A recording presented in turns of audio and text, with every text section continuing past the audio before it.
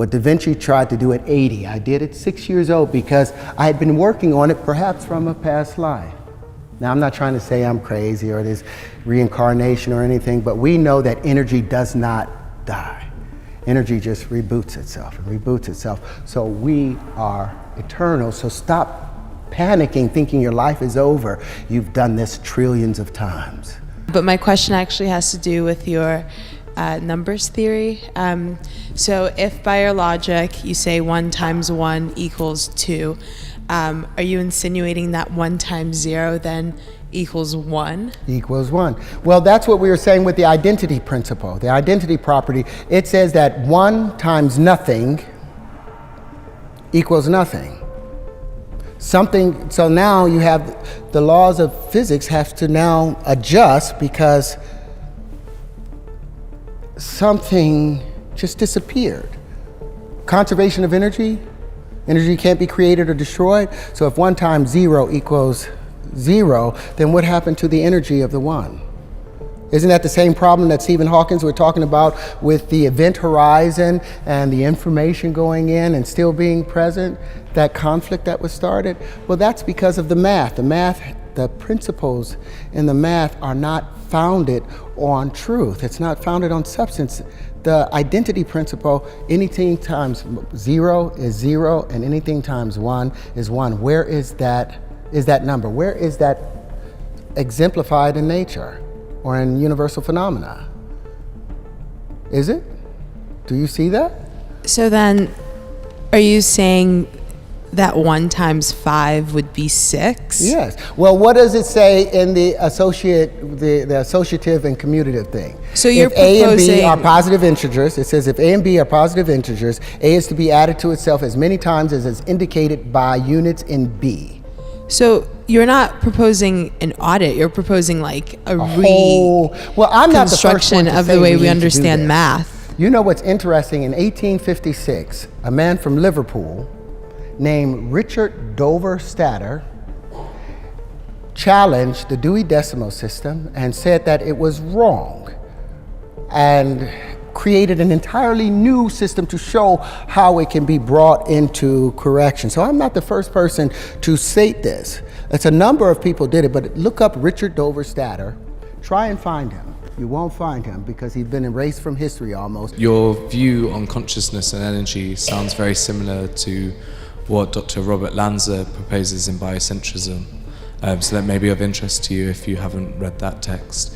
But about 5 years ago, you spoke about harmonic wave sequencing and how that could harmonic wave resequencing, and how that could possibly solve cancer or genetic ailments within the next 5 years.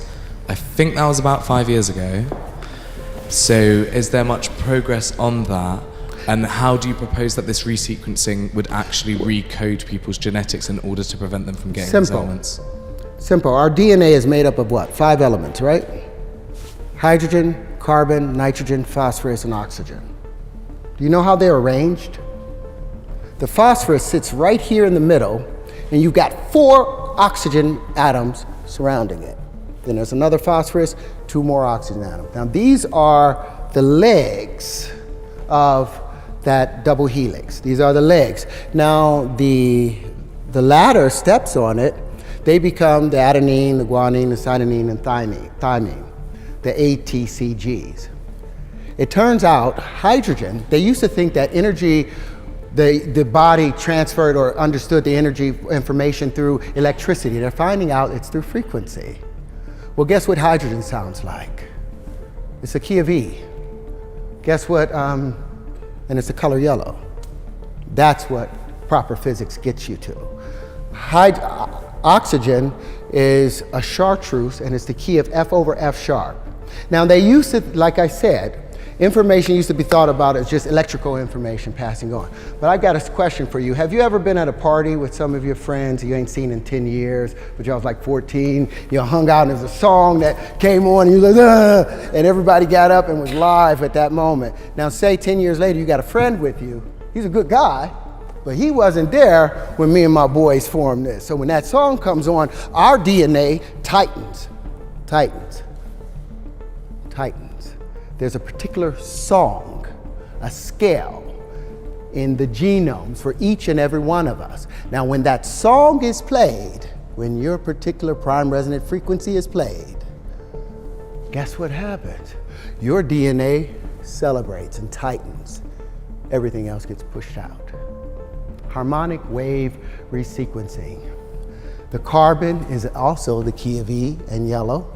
Nitrogen is G. And all these play a song. So say that the F over F sharps of the oxygen, the green, is only hitting at an F. Why? Because there's another frequency coming in from a generator over there. That's changing and causing it to change. So this F now hits the oxygen. And when it hits, the F hits the carbon, so instead of hitting as an F sharp, it hits as an F, so when it hits the carbon at an E, it doesn't hit it quite right, so the domino don't file right. So the next domino hits wrong. And so now we have malformation happening within our DNA because the frequencies are being pushed off. But when we hear our tone, we tighten back up.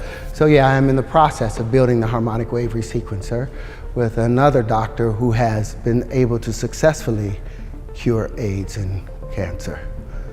And it's well underway. But I wanted you guys to understand how that works. It's so simple.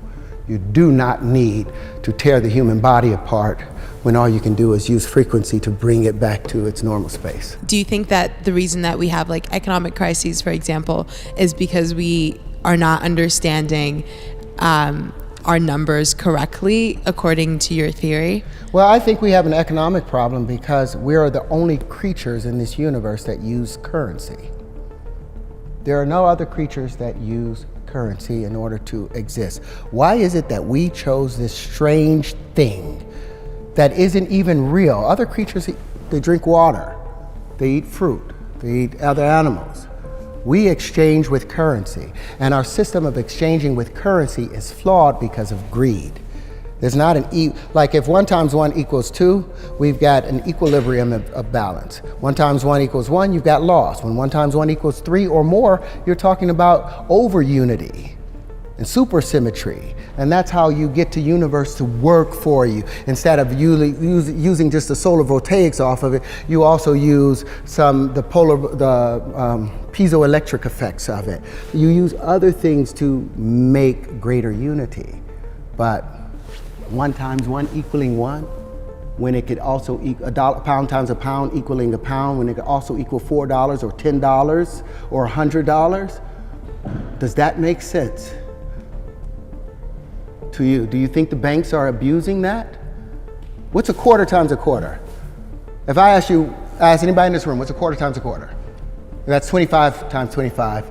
The computer will the calculator will tell you 6.25 cents.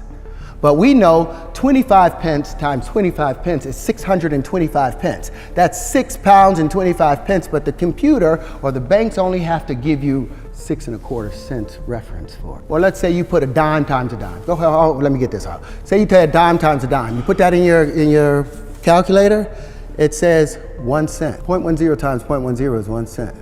But we know a dime times a dime is a whole dollar. But the banks gives us money based on that evaluation. Is that fair? And I might get shot about talking about this right now, but I've got a book coming out called Does a dollar times a dollar equal a dollar, or does a dollar times a dollar equal $2? And in the process, not only do I explain the death of the platonic solids, but I also introduce the new Terran wave conjugations that replace this Euclidean way of life and gives us a 3-dimensional way of seeing the world. That's what I'm saying. Do you want to see the world in 2D or do you want to see it in 3D? Because our math right now is 2D. Our math is black and white and stick figures. I want the world in multicolor spectral vision. If you go by your logic and you say 1 times 1 is 2, 1 times 2 is 3, and then how would you define 2 times 4? Is that stays, all that remains the same. Anything with 1, just add 1. The first rule of multiplication. Okay, then where's the difference between addition and multiplication? Well, multiplication is what? Exaggerated addition, isn't it? But isn't it a matter of mathematical convention? What is? If it was defined in the beginning, it could have been defined differently, but logical, it makes the most sense. Use the mic, darling. Sorry.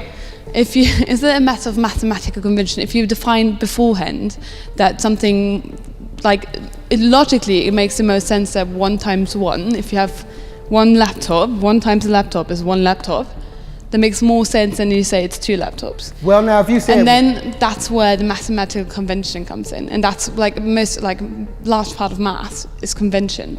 It's how it has been defined. It's a matter of definition. And it's wonderful. The convention is all right if the material and the information being shared in the convention is true. But when you're talking about dogma being added in, with that thing that I showed you, did you look at the square root of 2? Do you think that that's a loop, that's a natural thing with the square root of 2? Did you believe that? It's the same with pi. There's like not a mathematical... No, it's not the same though. It's not the same with pi. What we just did, we multiplied it, we cubed the number, and then we divided it by 2, and we cubed it again and divided it by 2, and we did that a number of times, and that number still remained the same exact number, which we know cannot happen.